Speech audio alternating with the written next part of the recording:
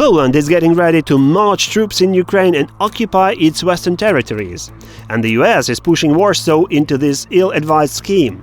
That's what Russian propaganda spreads, but let's see if there's any tiny bit of truth behind it. A lot of Kremlin-backed media outlets are still operating in Europe. Sputnik is one of such multi-language state-funded media platforms spreading this narrative on the continent. Poland once ruled an empire that spanned the Baltic states, Ukraine and Belarus, and may harbor dreams of rebuilding it. Reads one of the articles referring to a left-wing writer, Brian Berletic, and author of a bunch of pro-Russian articles. This image of imperialistic Poland is being carefully built up by the Russian propaganda machine. But what's the purpose of this narrative? Looks like, by spreading this narrative, Moscow is trying to concord the reality depicting Poland the way Russia is itself.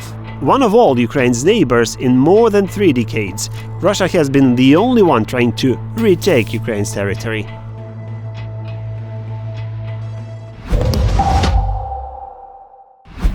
In support of their conspiracy theory, the Russian propagandists use a variety of news breaks, like the Vilnius NATO summit that took place in mid-July 2023.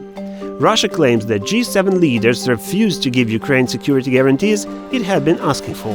But let's check facts. This is the G7 joint declaration of support for Ukraine issued on the sidelines of the summit.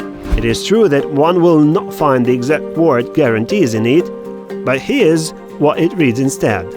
NATO in no way leads Poland to attack in Ukraine. Firstly, because it's a purely defensive bloc, and secondly, because both NATO as an alliance and Poland as an independent state reiterated their support of Ukraine's sovereignty and territorial integrity numerously. Now Ukraine is negotiating bilaterally its security guarantees with its partners.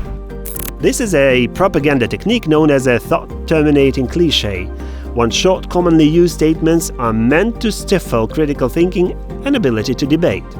Under the influence of propaganda, people try to avoid cognitive dissonance and do not even tend to try to find the true version of reality.